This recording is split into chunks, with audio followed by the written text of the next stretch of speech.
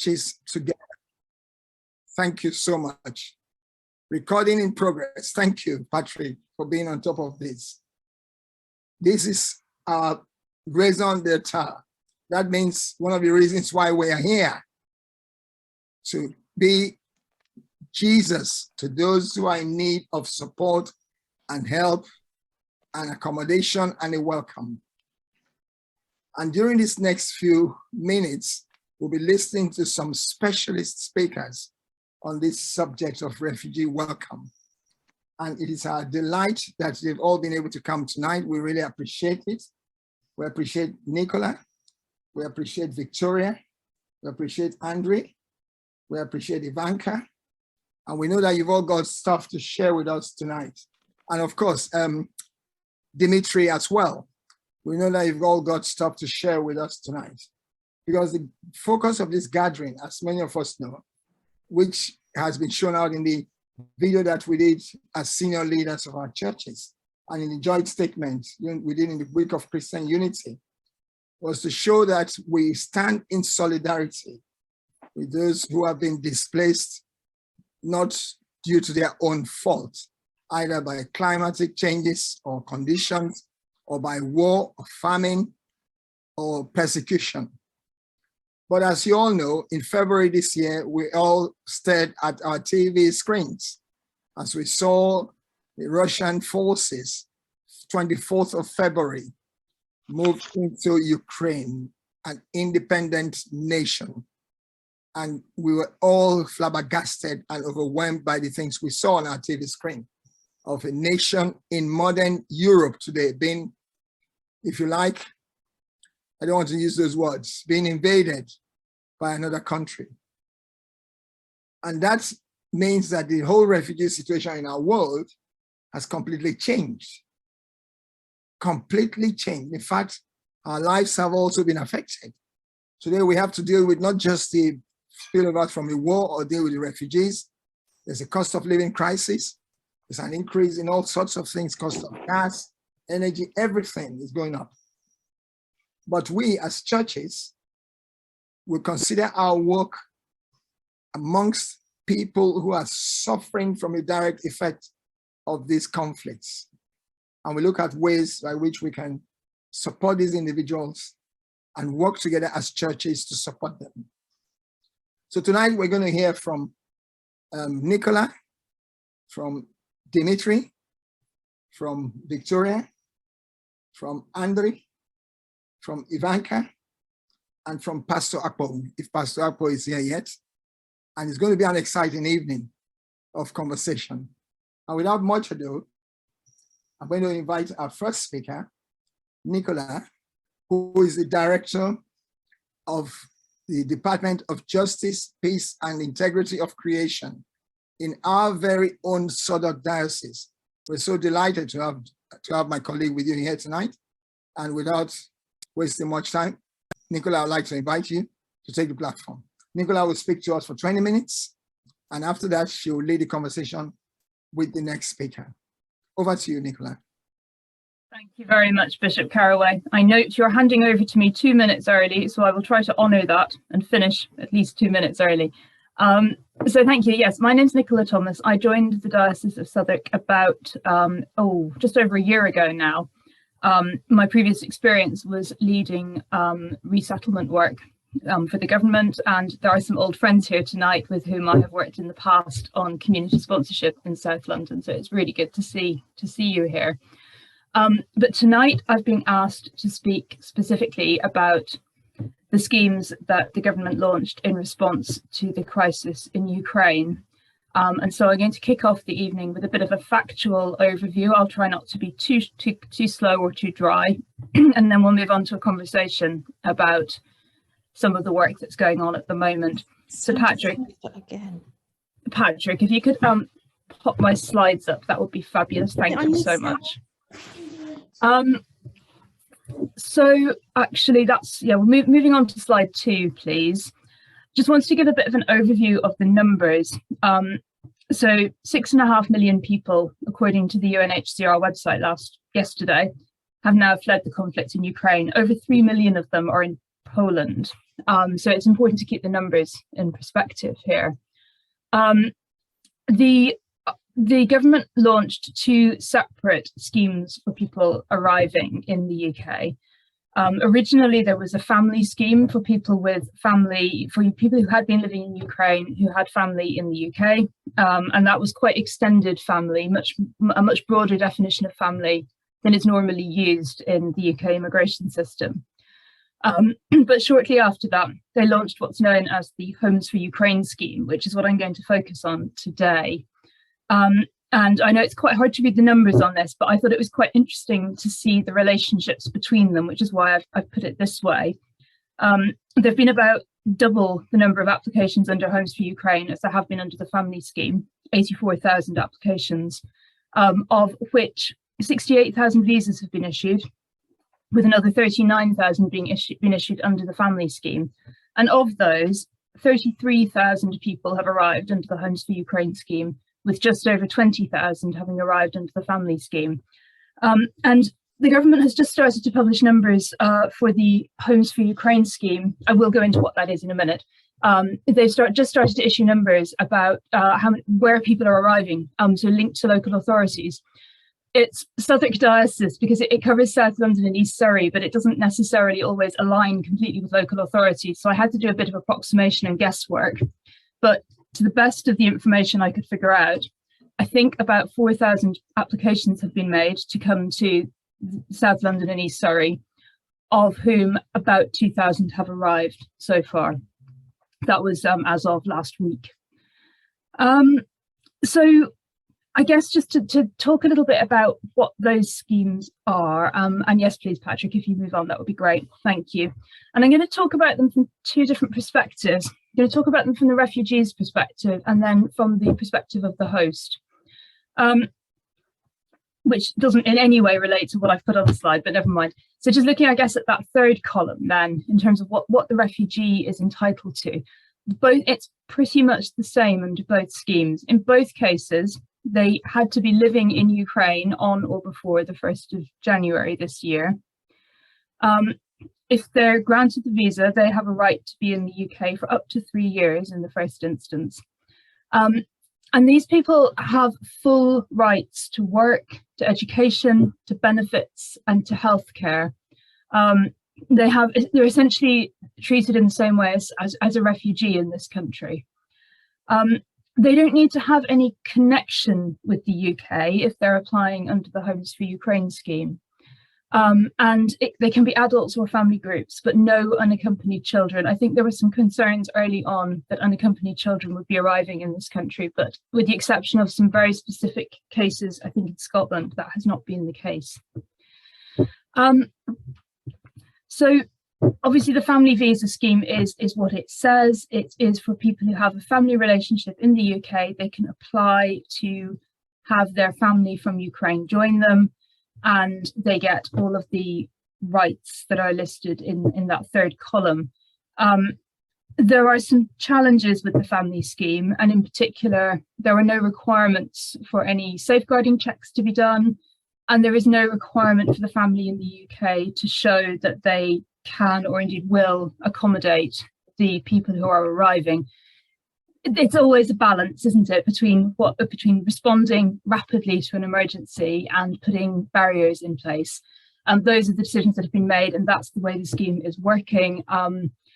We may hear from some speakers later on about some of the consequences. I think from what I've heard from some local authorities, the majority of the people they are encountering from Ukraine who are homeless have come under the family scheme, which is interesting.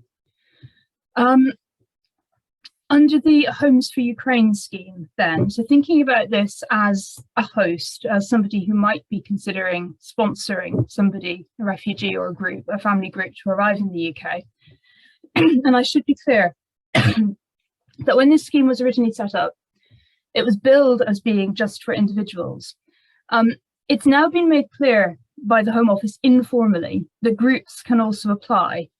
They originally said that it was for individuals and they would subsequently launch a scheme for groups. That's been quietly buried and they are now saying that actually groups can apply as long as they can identify a lead person to make the application. Excuse me, I've been at an event all day, so I've been talking a lot.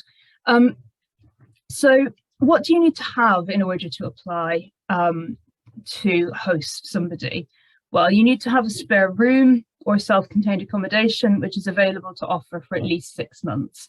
And that doesn't have to be in your own home. If you're lucky enough to have access to a separate property that you can offer, and I know of some cases where this has happened in South London, then that's fine too. Although I think the more common model, and the one people tend to imagine, is hosting a refugee or a small family in your own home. If you are going to be hosting in your own home, then you have to be prepared to have a basic DBS check, a criminal records check, or a more advanced one if a child or a vulnerable adult is going to form part of the group that you're sponsoring.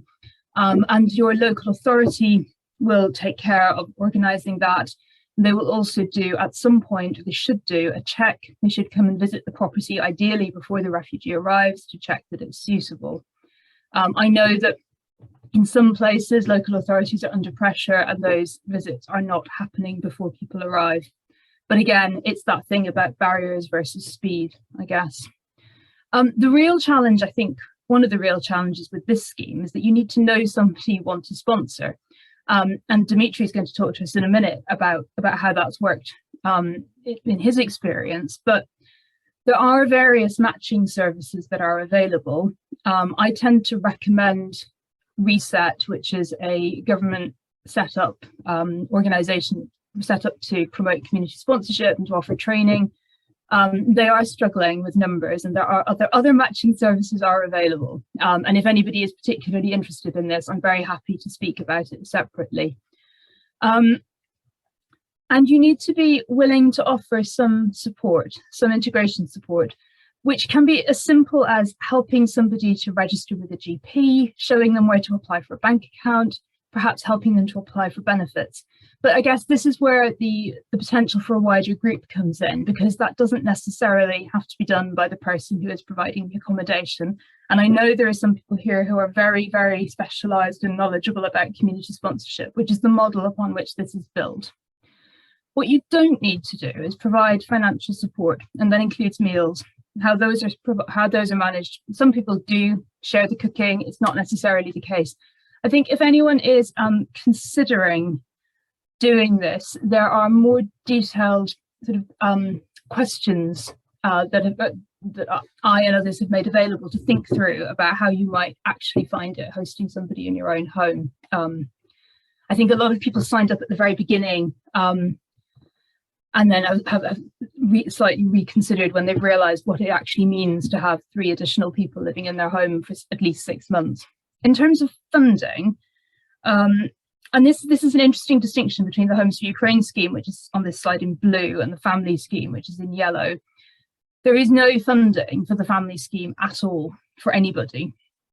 For the Homes for Ukraine scheme, the host will get from the government, although administered by the local authority, £350 per month as a thank you for the first year that the household is with them.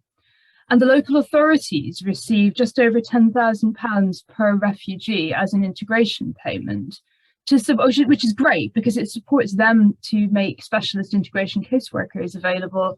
There's also extra funding for school-aged children.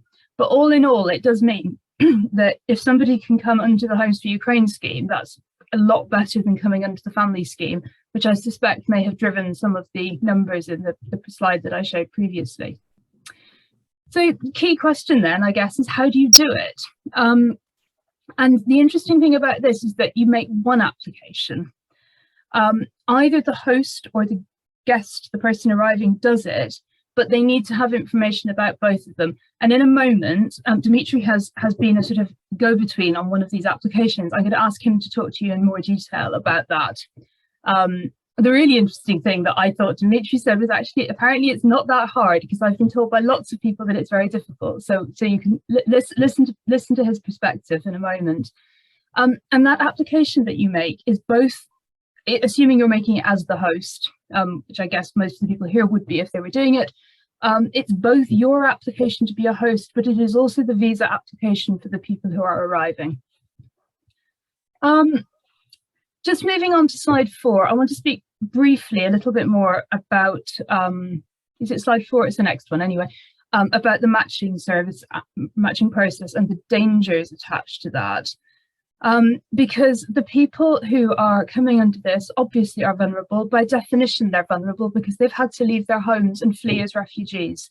Many of them, more than half, are women, many women with children, and that kind of typical arriving group is either a woman with children or an older man or somebody who is ill or disabled. So there is a real risk of trafficking and exploitation. There is a risk of people being brought here, being told that they're going to a safe home, but in fact having their passport taken away and being made to work. I've just spent all day at an event about modern slavery, so this is particularly in my mind right now, but it is something to be very aware of. There are some unpleasant stories going around about Facebook matching services and the way in which selection has been done there. And what I would say is if you're going to do this, and please do spread the word, use reputable matching services. There are organisations out there like Reset and others like Citizens UK who are doing this and doing it well. And I'm sure many of you are already doing this, but if people are arriving and you know they're arriving, please make sure that they know what their rights are. I've linked the Stop the Traffic organisation. I've got a really good toolkit available in English and Ukrainian and Russian, explaining what people should expect, what rights they have in this country, and how to report things if they're not right. And just moving on, please, Patrick, I've just got a slide of resources, which I'll Clara, I'm sure we'll send these around afterwards. Some links to some of the really sort of basic information that is available. But I'm also very happy to speak separately after the event if that would be helpful. So I think, Bishop Karowei, I'm in good time, so I'm going to move on now to the second section and ask Dmitry to. I don't know quite how this is going to work because there's so many people on the screen. I can't actually see Dmitry, but I'm going to hope that he can hear me. I can hear you. And hear you. Hello. We're gonna do a sort of staged interview now, but we haven't actually practiced this, so do bear with us. But before we talk specifically about hosting, Dmitry, could you introduce yourself and just tell us a little bit about your work in Whiteleaf and Kenley with the Ukrainian community there? Yeah, thanks, Nicola. So nice to meet you all, and thanks very much for helping out people from my home country. So it's really heartbreaking and much appreciated. And so I live in Kenley in Surrey, or South Croydon, and I live here for 5 years and 7 years in England overall. So I tried both family and a sponsorship scheme because I brought my parents from Ukraine to my house. So I quite understand I feel the difference. So I'm just local resident who involved into many many local community gatherings and humanitarian aid and donations and helping out with various information for refugees and for sponsors, and with also visa applications and people matching. So that's briefly about me. Thank you very much. And could you tell us a little bit about your experience? Because I know you have helped a vicar in your area apply to sponsor somebody that you knew in Ukraine. Would you be able to tell us a little bit about how that's been working so far? What's been the hardest thing? Our local vicar introduced me to Nicola, basically. So that's one of cases, basically. Homes for Ukraine application I've done myself. It's not a single one, but it was probably first one. And like overall, I had quite positive experience with that, because I've done like many applications for myself, for my family. It was all the kind of like visa processing with Home Office, starting from tourist visa, like working visa, different types, and definitely for remain visa, citizenship application, and so on and so forth. So I very confidently can say that that's the easiest process which Home Office ever implemented, like here in UK. It's so simplified that you basically can do it like in 30 minutes if you've done something similar before. But it also could be confusing in a way how like many such applications are confusing. Like, for example, you have like many quite irrelevant questions to people who never done such application, like can you like answer yes or no whether you've been involved to genocide, or whether you've been involved in a like terroristic acts, etc., etc. So I mean, it's yeah, there are like bunch of some like general questions which basically people don't understand how relevant to them, but with many videos like on YouTube available so far, how to quickly click through this application process, so it can like help people to just do it quickly and right. So it's always two parts of the application process. So like first you just fill the form. So you need some like basic information about you, like your about yourself, your passport details, your parents' details as well, some addresses, and then you need like some information from your host, and this is also quite straightforward. You need like passport number, how long person live at current address, like some other names. It was like some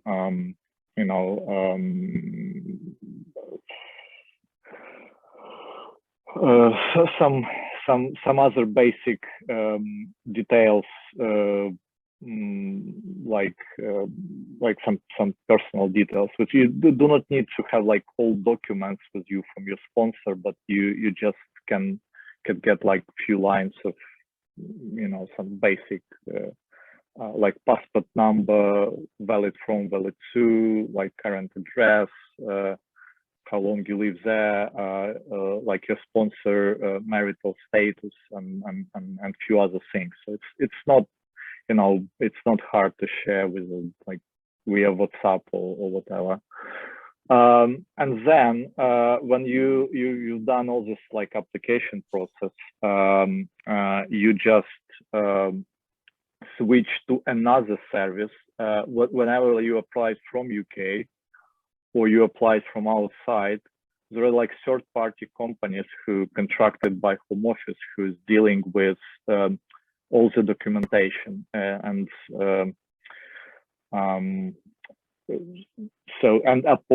biometric appointments.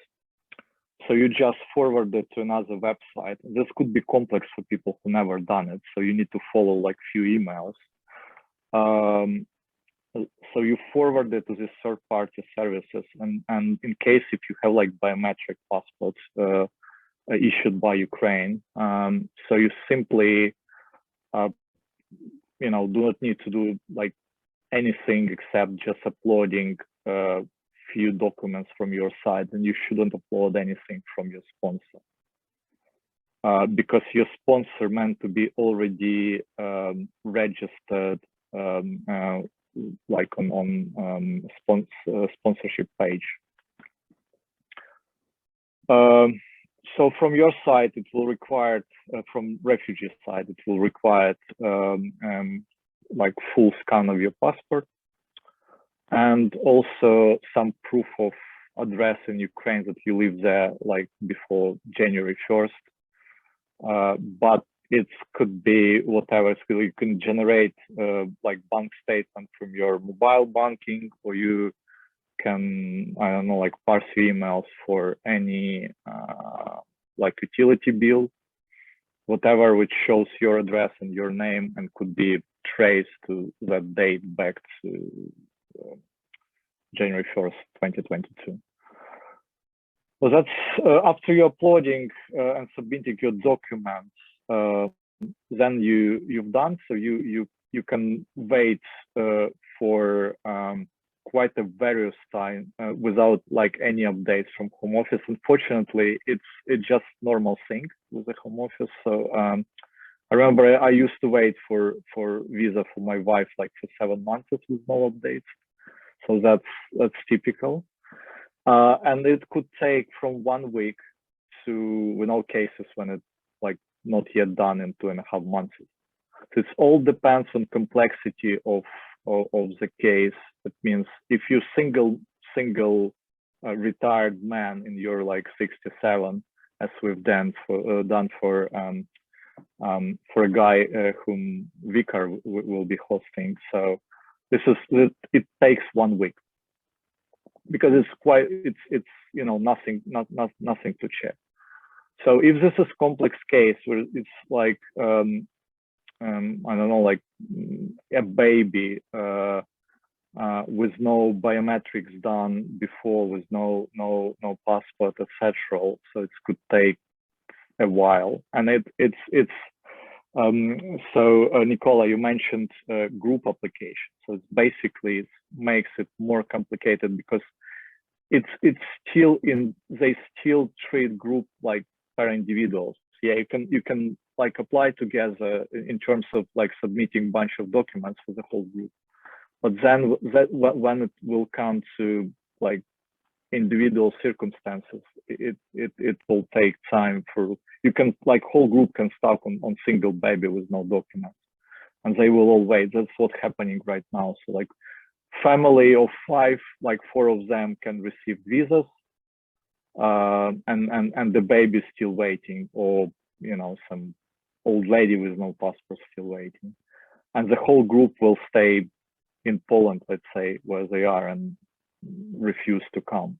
So many sponsors getting mad about that, and but it's very rare cases where you can like facilitate anything with home office. So it's basically they probably keep 2 different folders with like straightforward case, not straightforward. Well, when you come in wrong folder, you just will wait forever, like wait for some specialist who can jump into your case and find out what to do with it. So and for family visas, process is basically the same. You can attach from some documents as a family member from your side, like birth certificate, which proves that this is both your parents. So you're proving family relationship. Be it comparing to sponsorship, all that is too much thing. Thank you so much. It's really helpful to get that insight into what it's actually like. I think we've got a few more minutes left, and I wondered if you, because I know you've been helping to welcome a lot of people and working with new arrivals, would you be able to give us a bit of an overview of what sort of challenges people are generally facing and what support is most needed by the newly arriving Ukrainian community? Yeah, yes, it's really famous to things for Ukraine, like more support for family. Some people look at some big funds for the first time until they can go credit and not able to change their money they from Europe or from Ukraine. Looking to get some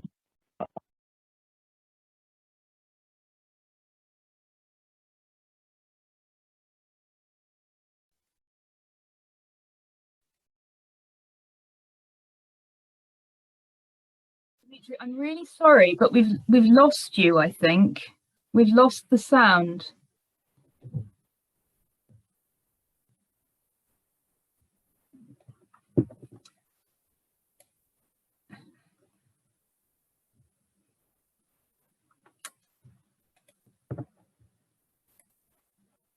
Dmitry, I think we've lost the sound.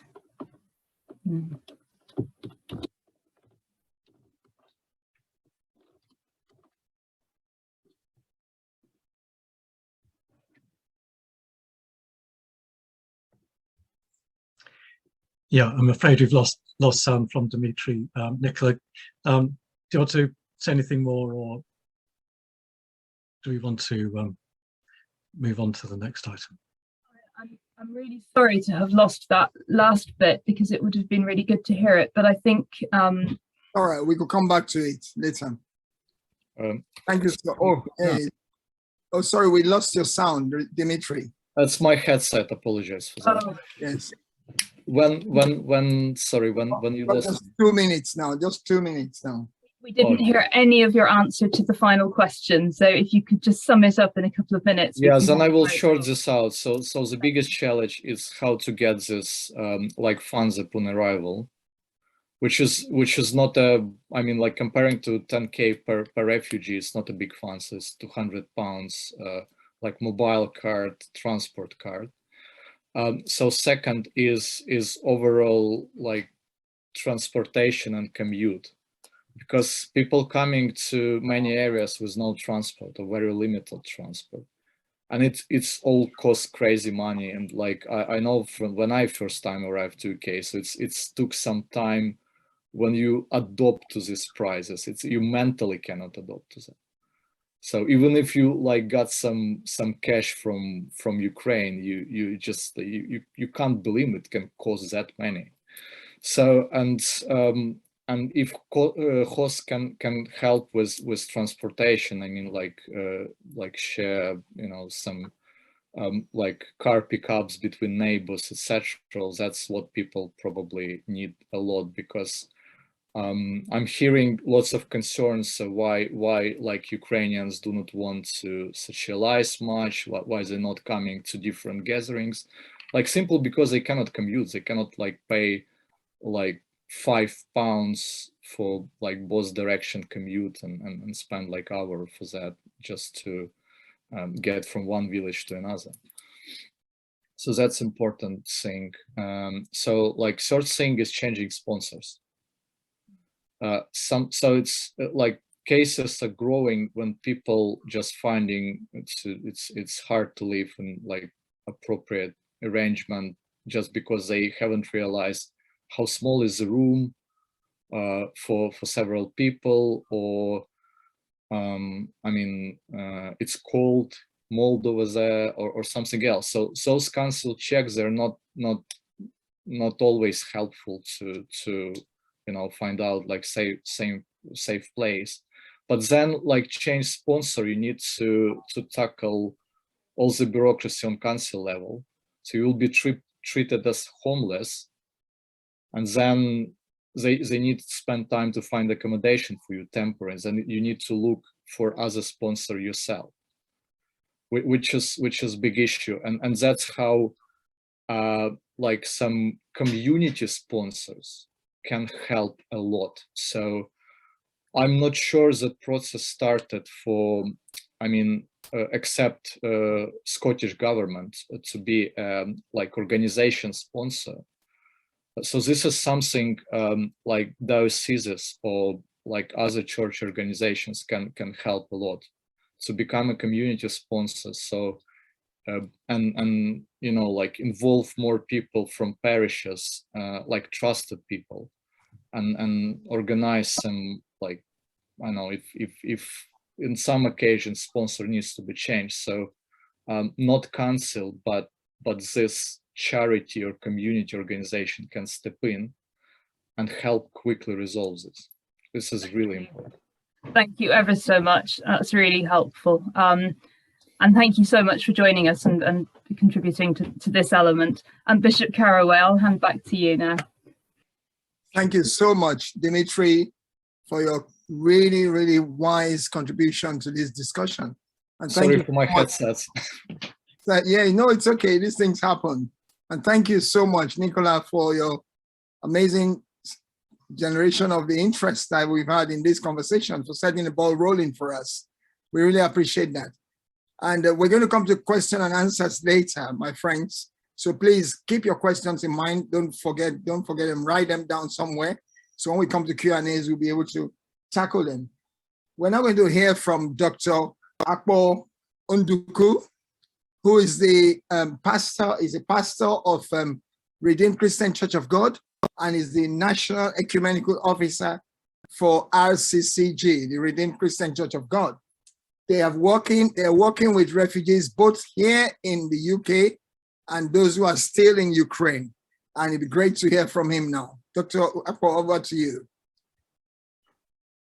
Thank you so much, Bishop Karowei, and thank you, Claire, for inviting me to be part of this meeting, this gathering, big gathering, as you call it. I'm gonna share my screen quickly, and let's see how that goes.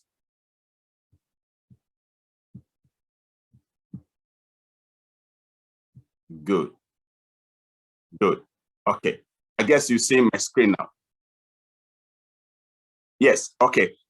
Well, my name is Akpo. Akpo means the world. There is a longer version to the name. I've got only 10 minutes. And the longer version means world affairs, global affairs, international issues. That's just my name. And I happen to study international relations, peace studies, sort of. I came down to Bradford 2001 to study peace studies. Before then, I was in Austria, the European Peace University in Stadtleinen in Austria, which is by the Hungarian border. That's just a background. I am a pastor here in Bradford, and I serve as the National Ecumenical Officer of the Redeemed Christian Church of God. My focus will be the Ukrainian refugee crisis, taking an RCCG perspective.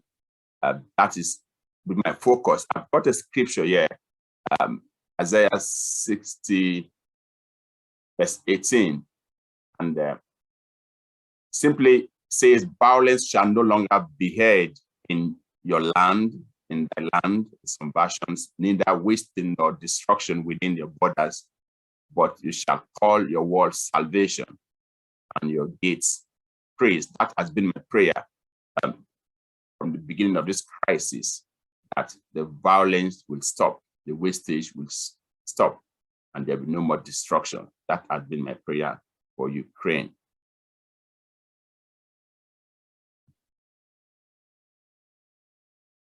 Globally, just some global perspective to read. There are about 100 million people displaced from Ukraine war and other global conflicts from the UNHCR report yesterday. 100 million people displaced from Ukraine and other conflicts. My cursor seems not to go along with me. Just, okay. Well, that is a milestone in global conflicts. Possibly displaced people worldwide was 90 million as at the end of 2021. That means about 10 million has been added to that figure, making it 100 million. Now, this development is being propelled by the new waves of violence, other protracted conflicts in countries such as Ethiopia, Burkina Faso, Myanmar, Nigeria, Afghanistan, and the Democratic Republic of Congo.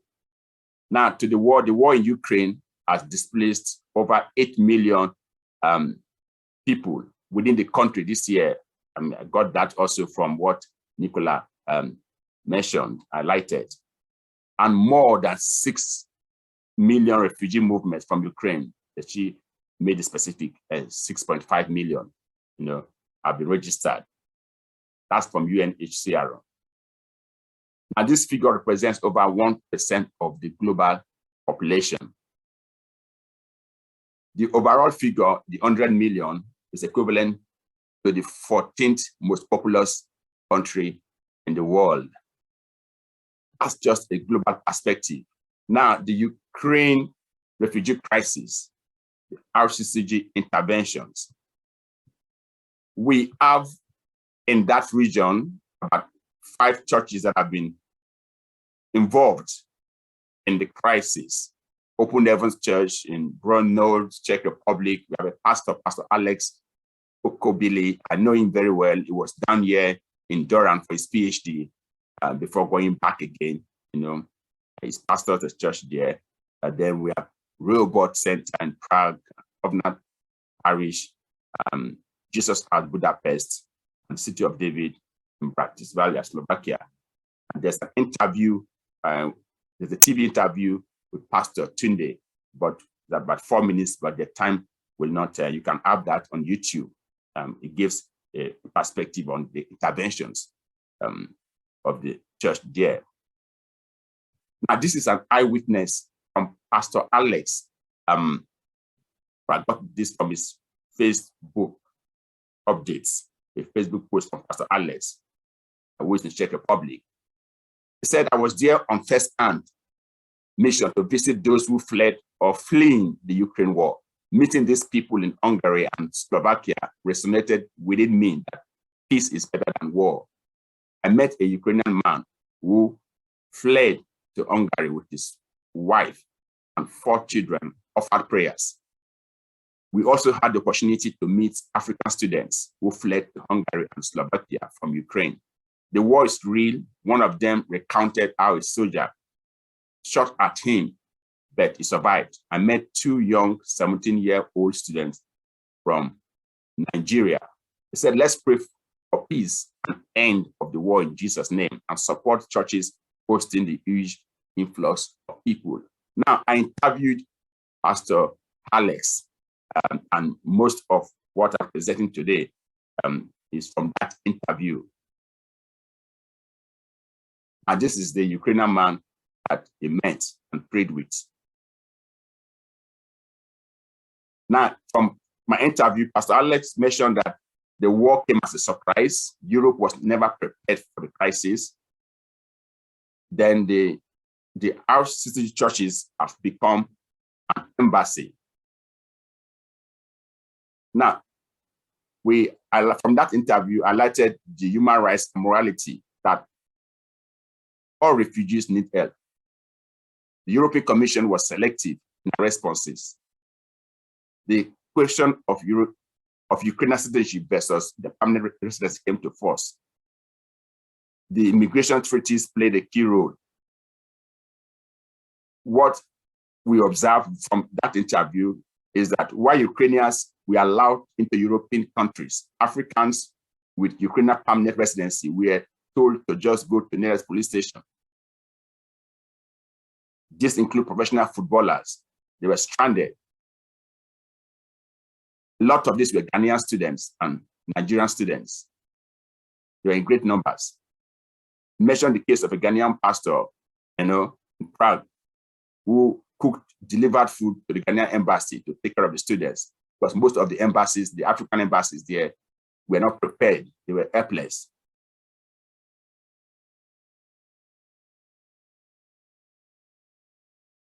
Now, African refugees from the crisis were in their thousands. Most of them crossed over borders to Czech Republic, Slovakia, Hungary, Romania, and Poland. The African embassies, like I said, could not offer the needed help at the beginning. Some refugees survived bullet shots, as I mentioned. Most fled without passports, and that made things very difficult for them. This is an interview. Time will not allow us to get into it, but you can get this YouTube interviews on YouTube. You can have that. You can watch that interview from Pastor Paul. Time will not let us go into that. Now, the interventions. The church could not allow people to stay in the cold, so they have to accept as many that came their way. What did they do? They provided temporary home and hostels, paid for hostels, food, clothing. They contacted the African embassies. They called on the European Commission. Over time, our church in Slovakia alone became a camp for over 200 African immigrants. Now, this particular parish, they had a bigger facility, so they were able to do more in Slovakia. About 12 refugees were housed by a parishioner in the home for days before they left for Germany.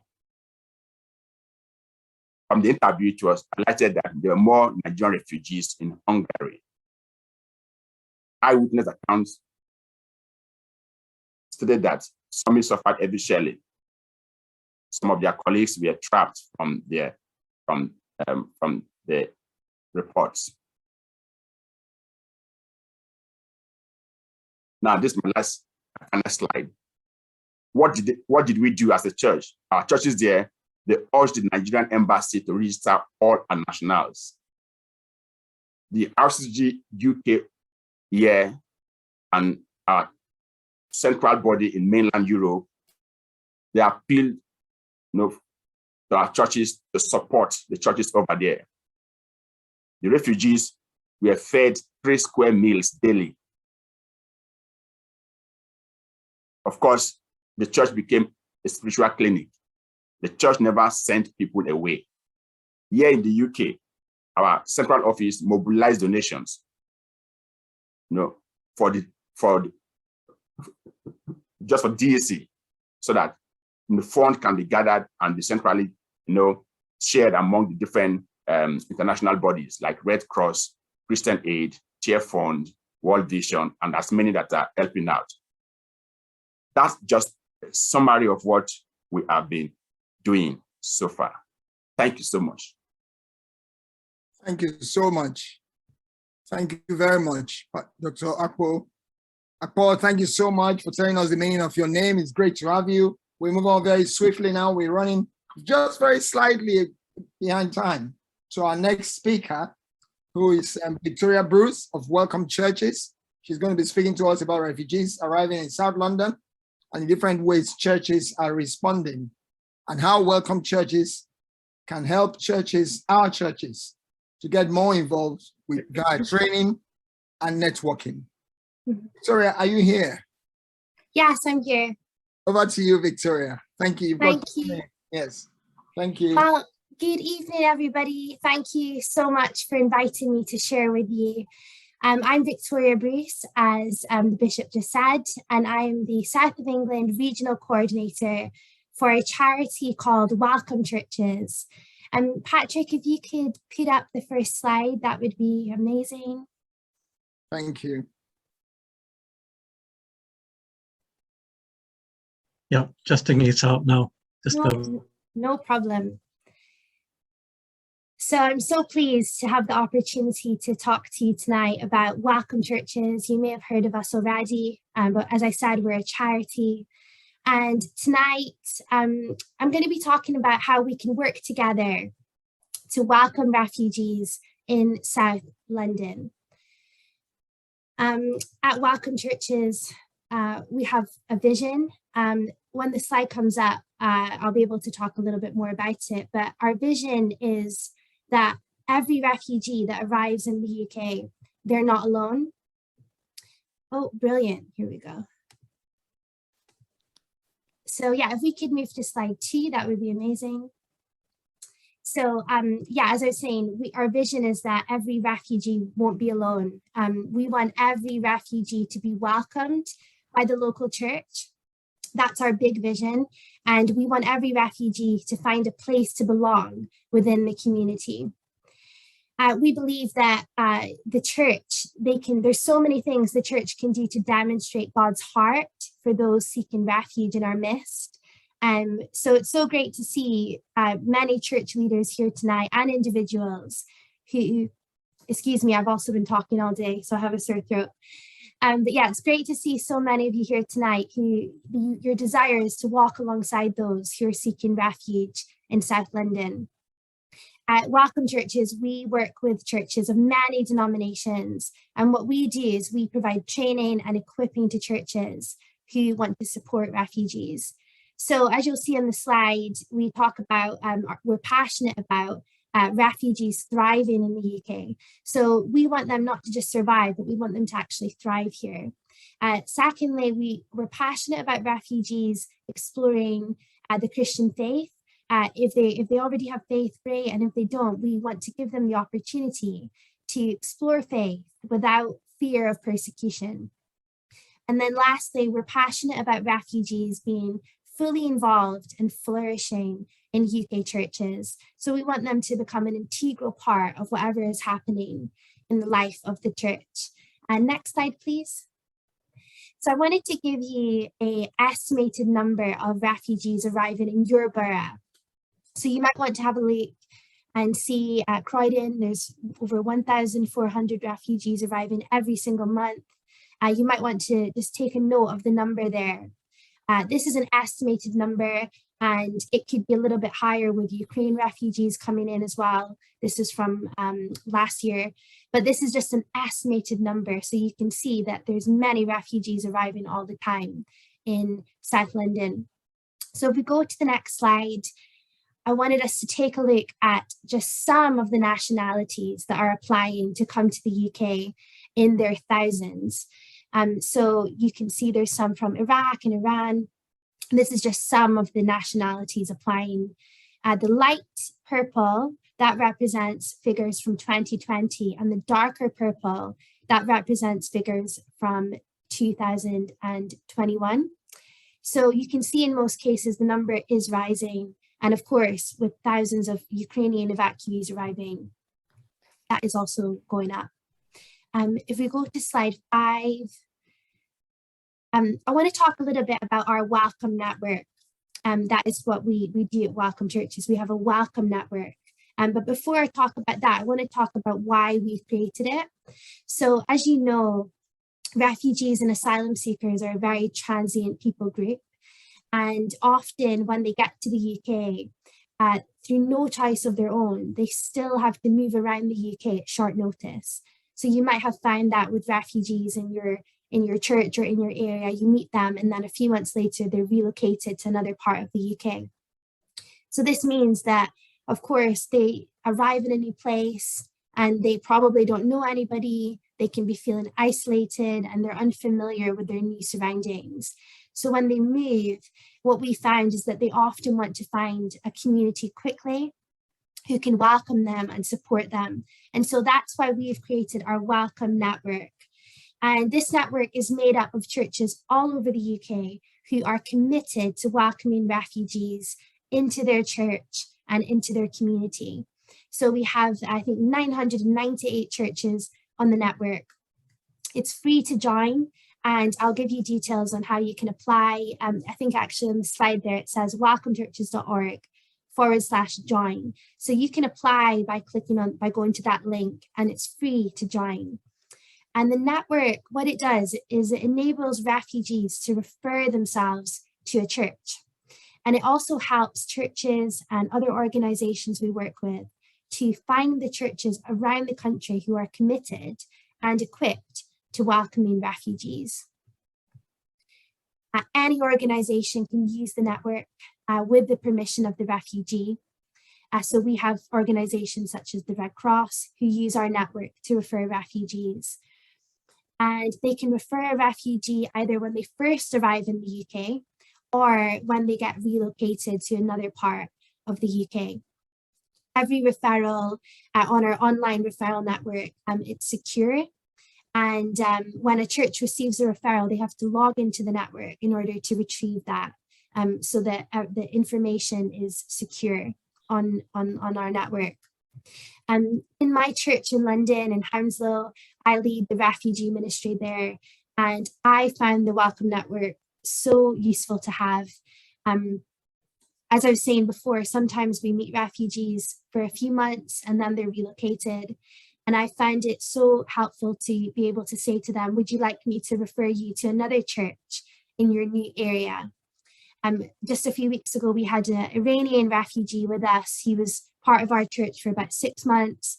He was so integrated, and he attended everything that we did, and he was amazing. And he got told with just a few days' notice that he was going to be relocated to another part of England. And of course, he's really sad, really upset. But I think it was comforting to be able to say to him, when you move, I have another church that I'm going to refer you to them, and they're going to meet you when you get there and welcome you and support you. So in South London, there's over 150 churches already part of our network. So they're already accepting referrals. They're already committed to welcoming refugees into their community. So I'd love to encourage any church leader who's here today, I'd love to encourage you to consider becoming part of our church network. If you're here as an individual, you can encourage your church leader to join the network. And then that way you can have access and you can also be resourced.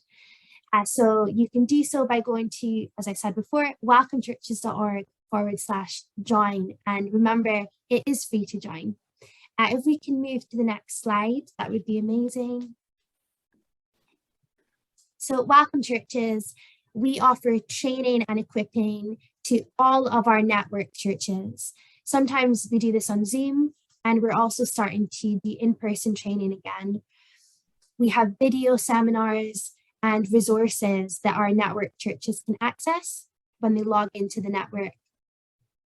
And all of our training involves different aspects. Some of the aspects include things like good practice, empowerment, healthy boundaries, trauma awareness, looking after yourself when working with refugees, cross-cultural awareness, integration into community, and where our faith fits in as well.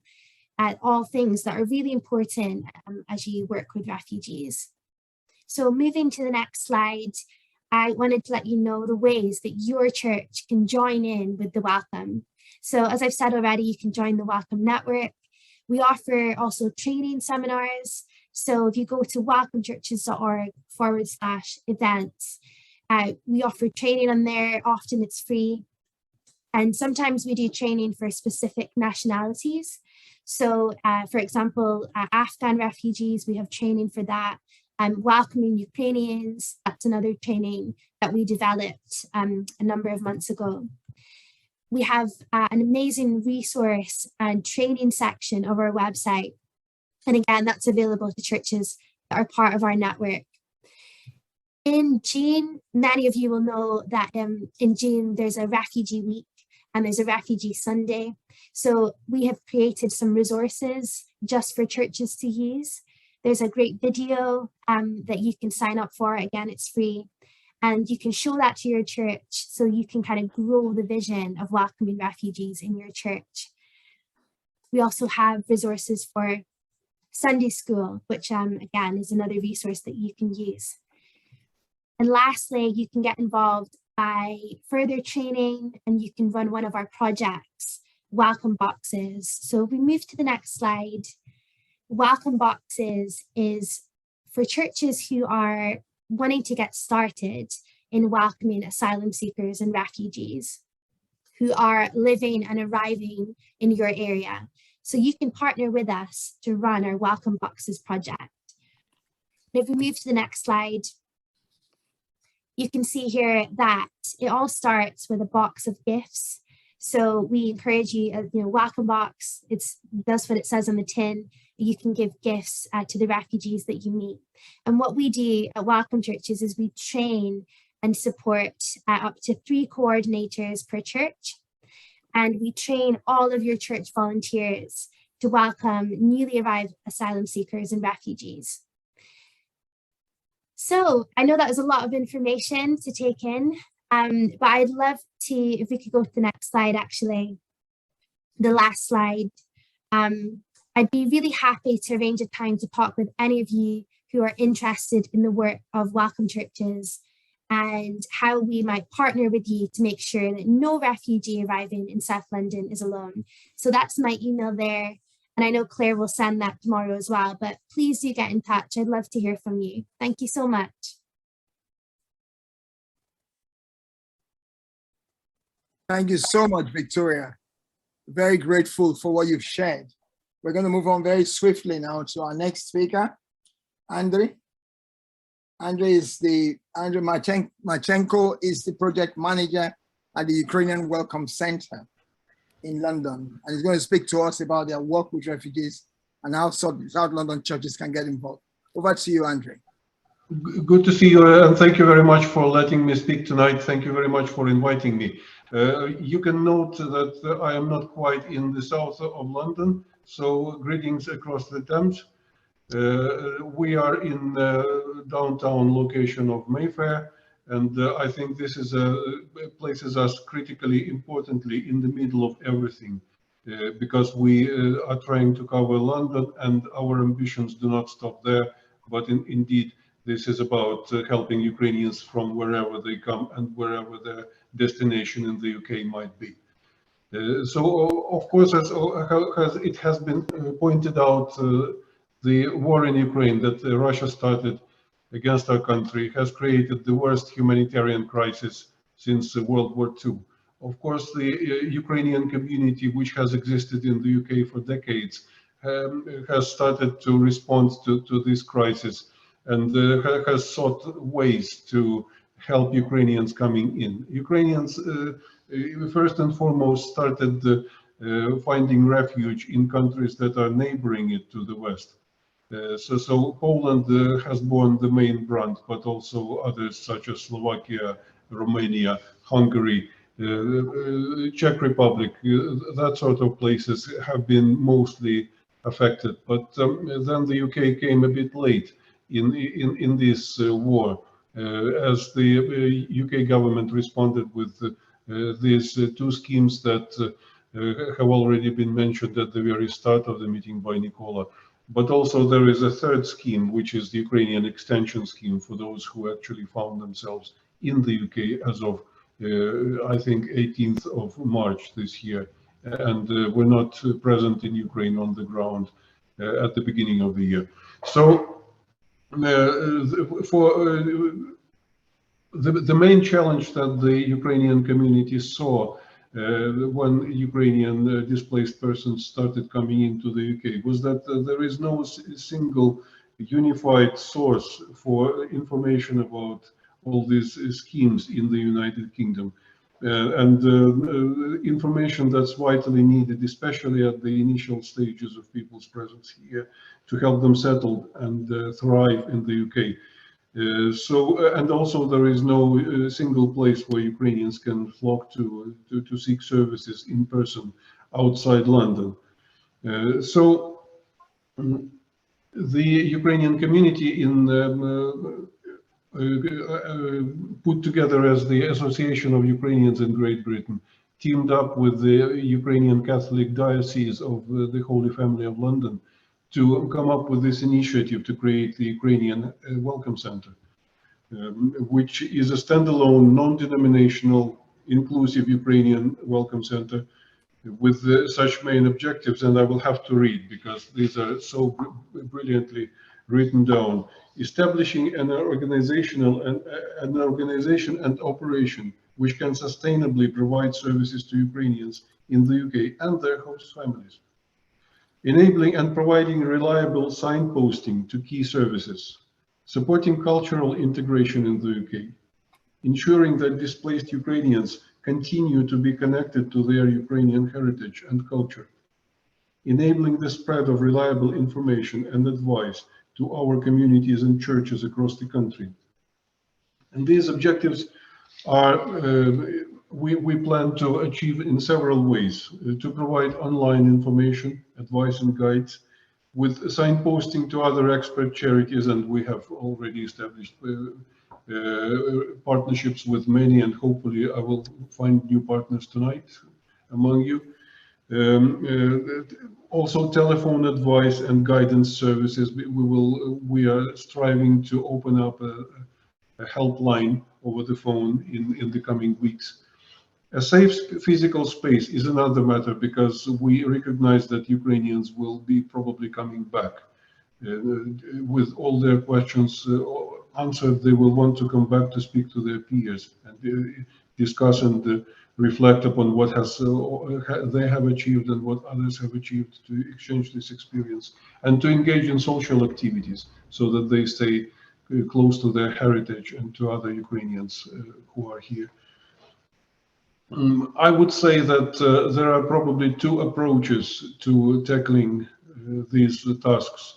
And of course, there is so much legal requirement that's involved in all of this, beginning with the DBS checks and ending with who knows what requirements that there are stipulated in the legislation. So the one way would be to achieve compliance with all these requirements and then start working out of the center. Also having done renovations to the real estate where we are doing this from.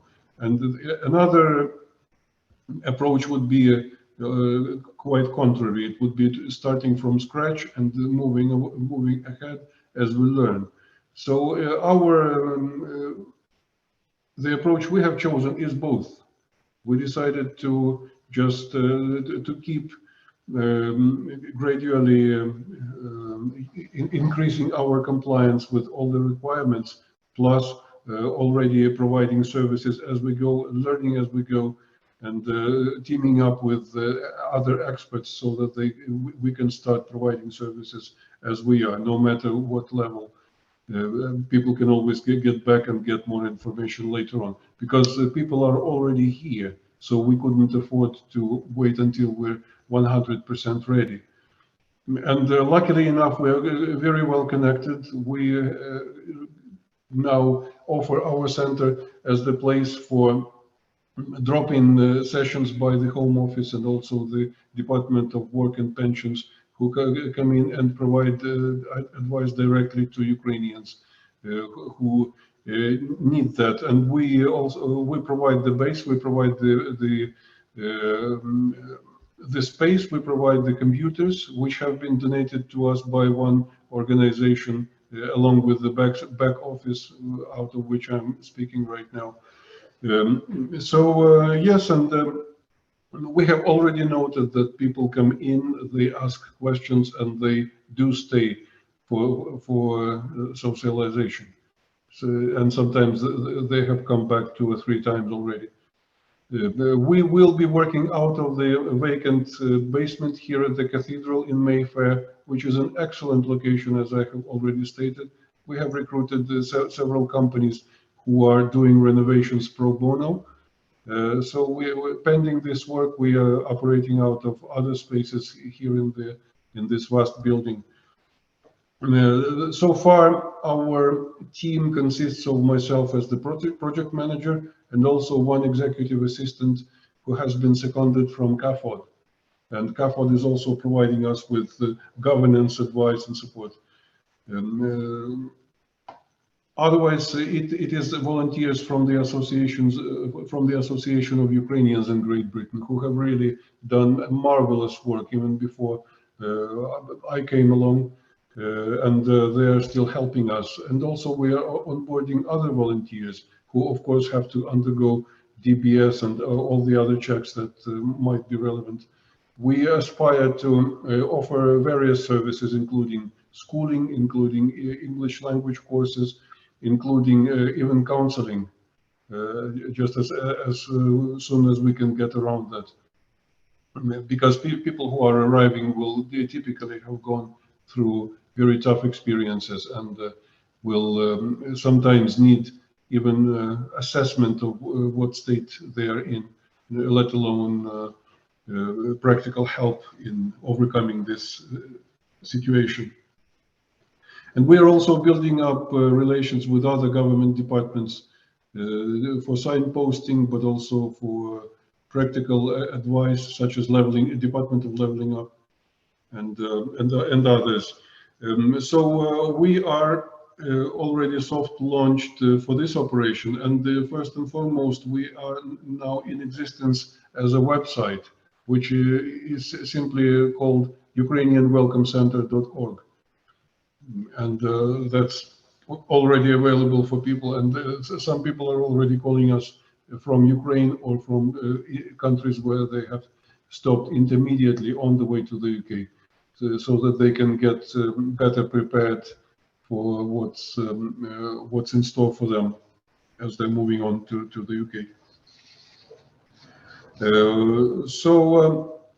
I think I guess as an organization we will be either a charity with time or a company limited. So far we are operating under the aegis of the diocese's own charity, but then we will be looking for actually receiving our own status as a charity, and we are now choosing the legal team that will help us complete this process.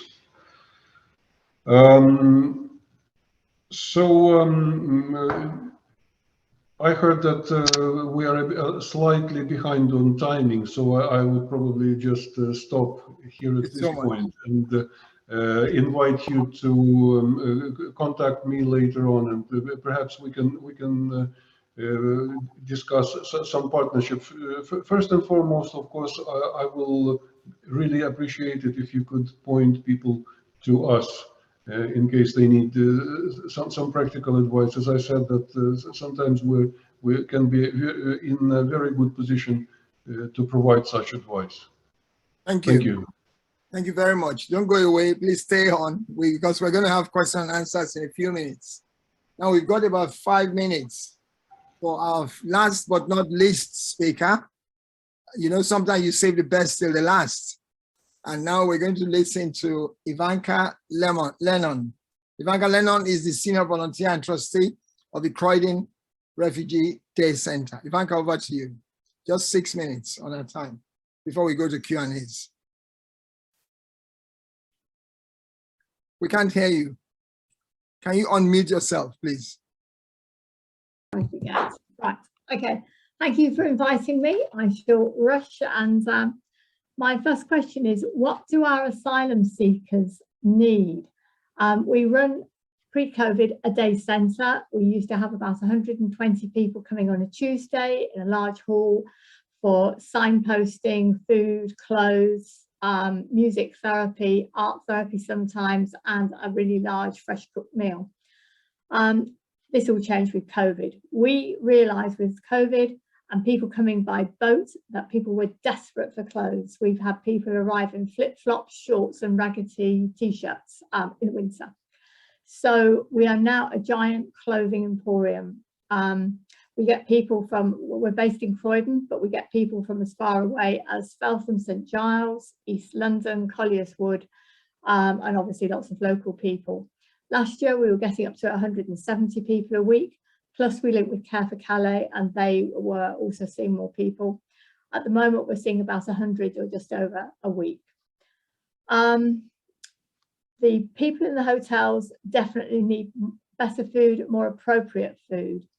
Local hotel very recently, everybody queued up, took the food and put it in the bin. They've been complaining and complaining about the poor quality of the food. So that's, I don't know what's happened since, but the chef left. We need more sort of gentle ESOL lessons, if I can call it that, rather than very formal ones. We need help from locals, which is us, the Christian community and the local community. We need help to get kids into schools, school uniforms, though now you can join a school without a school uniform by law. It's really important for kids to have school uniforms. We help people talk to GPs, get zip cards for children so that older children can travel to schools that might be quite a long way from home.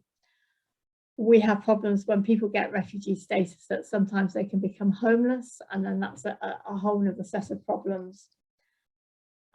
We want to somehow, if we can get more volunteers, be what we were before, a welcoming, safe space so that refugees could come to us to be treated as equals, and not to feel that they are a problem because everybody else, or the council, Croydon Council is infamous, everybody regards them in the legal world as kind of like a problem. We want to be welcoming. We'd also like to have volunteers to help with just taking people out. we have a lot of people that have been in a hotel room for 17 months. So if people can just imagine, not a posh hotel, just a really small room. You've got your children there, you're living on top of each other. Perhaps it's taken 6 months to get the children into school.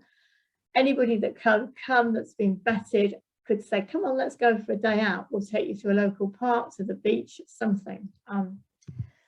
What do we need as volunteers? As volunteers, we're all getting pretty worn out. Our numbers have decreased recently. A lot of us have, we've either got jobs or we are looking after family. We see among our refugees and our asylum seekers especially a vast increase in mental health problems. We see people that are increasingly anxious. They don't know where the asylum process is going. They don't hear from anybody about what is about to happen. They don't know if they're going to get moved on to a different part of the country. They suffer from depression, disillusionment with the whole process, and now I would say a quiet desperation. You can see it in the people that you meet week by week, how people are becoming, I won't say aggressive, but angrier. And, you know, our hearts go out to them. They're in a really difficult situation.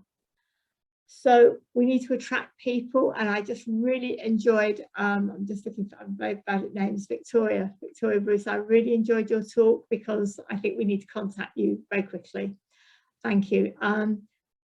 We need to galvanise the churches. We have suffering in the middle of our community, and we have people, I'm sure, in the churches locally that could do something to help.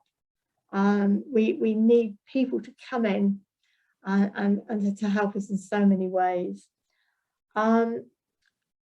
Lastly, just 2 quick pointers, something very different, but something that's coming up on the horizon. Well, actually, to go back for a sec, the mental health, another local hotel, people have now been allowed to have their meals in the hotel in the dining room, but such is the depressive state of a lot of people that only one family, and they're a family who speak English and go out and about, only that family go into the dining room. Nobody else will go in and have their meal. They'll collect their meal and eat it in their room. How sad is that? We see also that there is a problem possibly developing whereby landlords are very worried about having to pay the higher fuel prices for when people are dispersed. So perhaps they've been gone through Clear Spring and they're renting out a house. So we've had cases where asylum seekers have actually not had any money put on their meters, so that they've been eking out £5 on the meter, desperately worried that they won't have any hot water, they won't be able to wash their clothes, use the washing machine. We wonder if this is the beginning of an ongoing problem. And I think also what should I say, the quality of dispersal accommodation. Anecdotally, we've heard some horrible stories about places overrun by rats, bed bugs, falling apart, hosts of problems. So that's really us in Croydon. We really feel as though we've got our backs to the wall at the moment, and we are trying to reach out to other organisations. So as I said earlier, Victoria will be contacting you very soon. Thank you so much. Thank you. Thank you. Thank you very, very much, Ivanka. Really grateful for all that you've added to the amazing contribution. I've just been tweeting about how exciting this evening has been. Yeah. It's been everything I expected and more. Amazing. Nicola said the ball rolling, and each of our speakers have just added another layer to it. And now we've got a few minutes before the end of this meeting. If anybody would like to ask any burning questions, any questions, just keep it brief and keep it short, and mention the person you want to answer the question and be direct so we can go through as many as we can. Is anybody dying to ask any question from any of the speakers?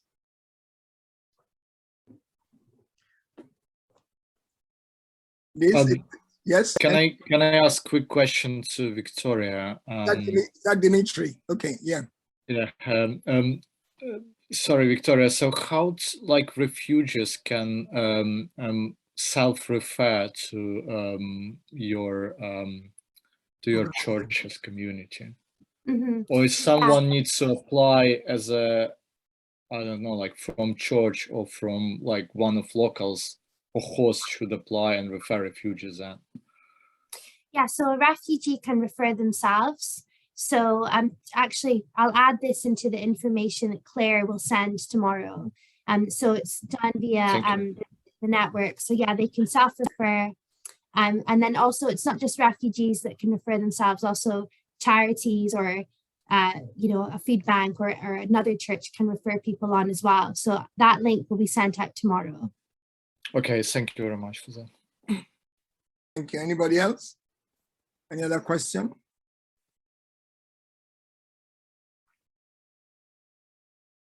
Well, in the absence of any other question, I just wanted to add myself that in our diocese in Southwark, we have been hands-on in relation to welcoming refugees. We have housed in one location up to 9 adults, 9 people, and in another location 5 people. And the diocese has provided free accommodation and helped to furnish it as well, and provided some sustenance for the refugees, and it's been a tremendous work. And Dr. Akpo mentioned the case of how people of non-European origin were turned back at the borders. One of the families we have helped to settle, are helping to settle, is a family who are originally from Nigeria, but they are Ukrainian citizens because they've been living in Ukraine for the last 15 years. All their children have been born in Ukraine. When they got to the Polish border, they were turned back, so they had to rush to get to Hungary.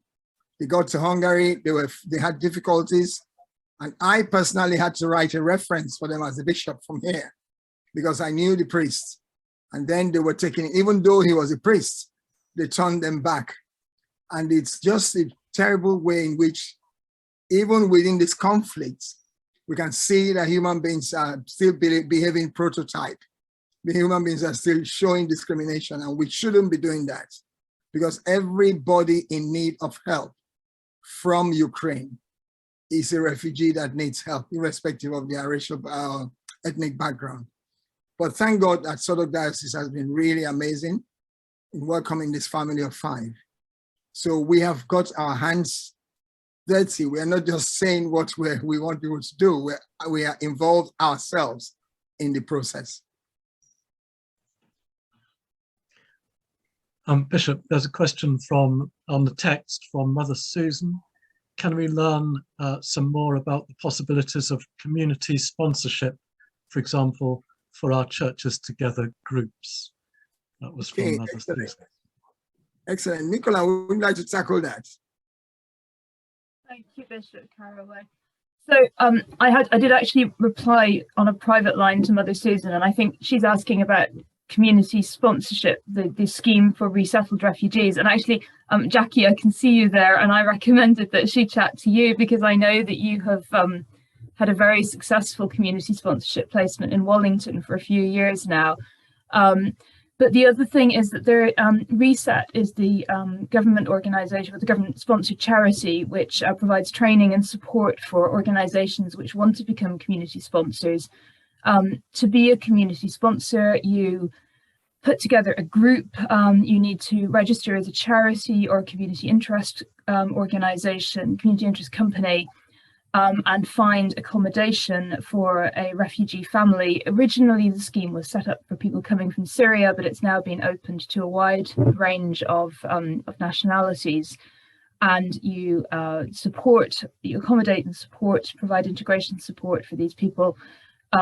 There will be an information event run by Reset that the Diocese of London and I are running in July. So if I may, I'll send the link around to that with Claire, hopefully tomorrow. But I wondered if I may, Bishop Karowei, if I may just hand over to Jackie, because she has first-hand information of doing this. Mine is theoretical and legislative, but hers is personal, if that would be okay.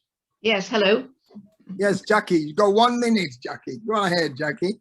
Oh, well, I have an experience of running a community sponsorship group in Sutton with other members of the Catholic Church. I'm also in regular contact with our Salvation Army people in Sutton who have a Syrian family as well. The Catholic Church in Croydon is about to have an Afghan family through community sponsorship. So things are moving in this area, albeit a little slowly. I am helping with the Ukrainians at the moment, and my church is running a drop-in centre one morning a week for the Ukrainians who are living with families and with hosts locally. And we've just run that now 2 mornings. It's our 3rd morning tomorrow. But I'm happy to speak about community sponsorship to any group that would like to know more. Thank you very much. I'm sure you'll be great. We'll be happy to have your details if Claire could circulate that to those who are interested as well. I think one of our churches, St. Barnabas Dulwich, is also involved with it at that level. And they've had a meeting, a lunch where up to 100 Ukrainians came to attend at the church hall, in the church hall. So there are lots of exciting things happening. And as you can see, there's a lot of will within these rooms, and there's a lot of love within these rooms. And I pray that the Lord will continue to enable us and all who have been speaking this evening to continue to move forward and to do the work that He's called us to. Jesus said, when I come back, I would ask the question, when I was hungry, did you feed me? Mm-hmm. When I was homeless, did you take me in? When I was naked, did you clothe me? When I was ill, did you come to visit me? Because if you have not done it for any one of these, my brothers and sisters, then you have not done it for me. So thank you all very much for your contributions tonight. And thank you for the good work you continue to do. Just for your information, our next meeting will be on Thursday, 17th of November. Thursday, 17th of November at 7 p.m. That information will be sent around to you, but please make sure you mark it in your diary. And it's a real pleasure and delight that you've all made time to come this evening. I'm really, really grateful, as are all the other speakers. Now, Val is going to lead us in a closing prayer. Bless you, you've been marvelous. Every one of you has been very patient. Every speaker has been very passionate, and it's been a really helpful meeting together. I have a 2-minute and 50-second prayer to share with you, which has been provided by our refugee coordinator. The Salvation Army are heavily involved in South London, and it's on my heart to share with you that there are some real successes. And 2 weeks ago, our community sponsorship family from Bromley just disappeared. They went back home, and we're dealing with the reality of that. So I'm just being very real with you and understanding that we all share and sit in the middle of all of that balance. But this is something that we are Christians, we are Christ's hands and feet in this situation. So allow this prayer to just be played to you. Thank you so much to Patrick for working the magic. And then I'm just going to outline a very brief benediction and just thank you for your time and for what you brought to this evening's meeting. Thank you.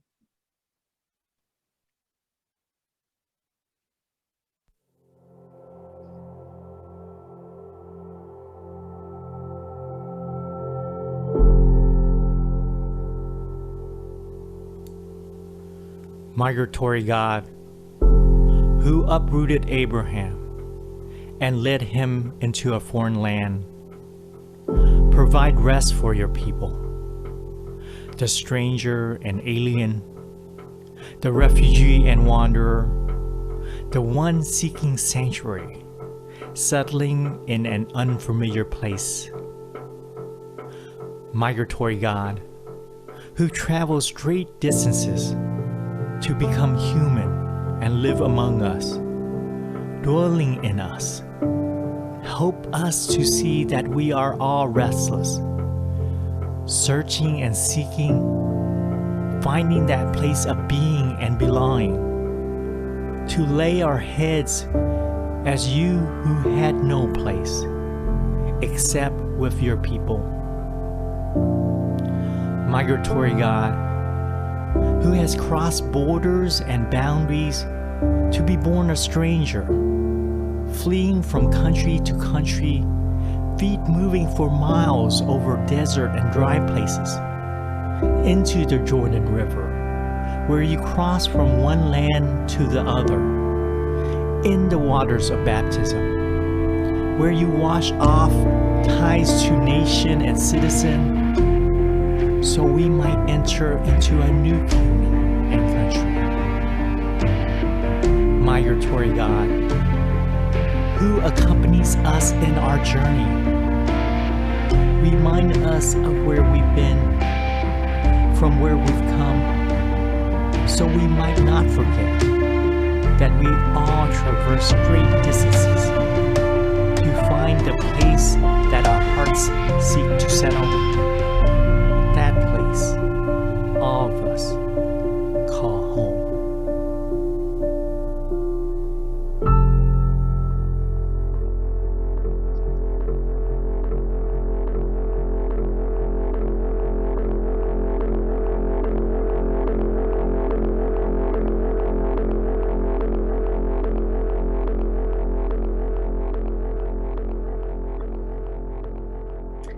Remind us of where we've been, from where we've come, so that we might not forget that we've all traveled great distances to find the place that our hearts seek to settle.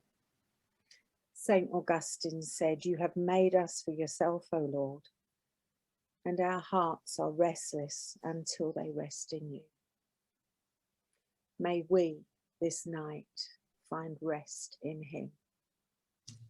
May those who need to, those who are displaced, who are far from home, who are in different lands and in unsafe places, despite all, may they find their rest in him. Amen. In Jesus' name. Amen. Amen. Thank you, Claire, and may the peace of God, which passes all understanding, keep our hearts and minds in the knowledge and love of God and of Jesus Christ, his Son, our Lord, and the blessing of God Almighty, the Father, the Son, and the Holy Spirit be upon each one of us and all the refugees we think of today, and all those related to them who are going through pain and anguish and hurt and suffering, that his peace will unfold them. Amen. Thank you all very, very much. You made this evening such an amazing, informative, and exciting time of fellowship. Really appreciate it. Thank you to our speakers. Shall we show our appreciation to all our speakers and to give God thanks for all of them. Thank you. Great to have you. Thank you. See you on November 17th at 7 p.m. God bless you. Bye-bye. God bless you too. Thank you.